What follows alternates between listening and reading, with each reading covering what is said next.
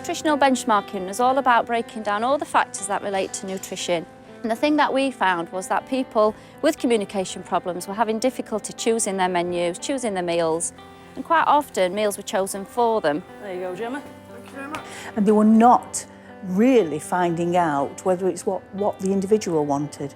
And from that, we started to say, right, how are we going to communicate very simply with these people to make sure we are knowing what they want? Well, I think we started looking at menus because of the obesity levels that we all know about, we realised there was a problem with learning disability for the patients to understand the healthy eating part of it. So we came up with the idea of using photographs and pictures to help support them through the choice. The menus just used to be in a written format, just a A4 sheet of paper with what was offered for that day. And then about, it was 2004, we started taking odd photos of the meals that sort of didn't really work out very well because it was very difficult to see what was on there. Helen approached me at the beginning for help and guidance into achieving the basic symbols to start off with. And then we sort of progressed onto the pictures using the patients again.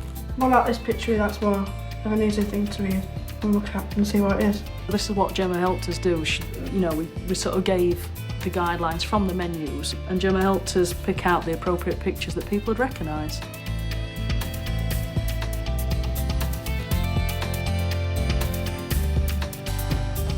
I go and meet with the teams, sit down, ask them what they need, help them with respect to marketing, promotion, perhaps look at various pots of funding for them. We've got these cards now, clear pictures. And you give the cards to the patient and they'll pick out what they want and they'll stick them on the plate.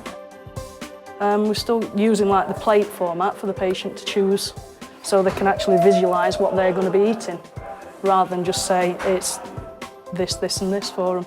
It's been harder work for Sue in the kitchen because she's having to do a wider variety on the menu. This is the roast lamb that we're sending out for dinner. People are putting in special requests. Can we have fruit flans today, and can we have vegetable and nut bakes today? Everybody comes to her for advice and nutritional advice, and she tries to work out something for each and every one. Are we ready, Julie? Yes.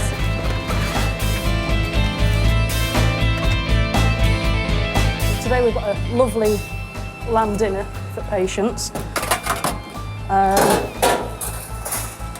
It's all cooked fresh. It is more patient choice rather than what's just been put on offer. And they're all enjoying the food. There's less food wastage. People are eating a lot more. They're telling us about their likes and dislikes. So, would you be happy with that? Are you happy with that for your meal? You're having 5 minutes and it's their time. You're not sharing it with anyone else at that time when you're doing it. And that's important to that person.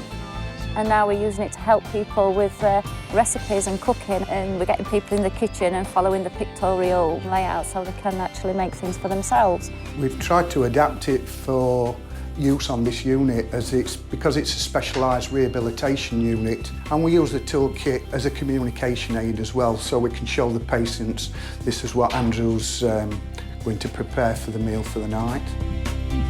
I'm doing a salmon with petit pois, Jersey potatoes and green beans. And I want to take up cooking as a hobby, but also I want to get an MVQ in it.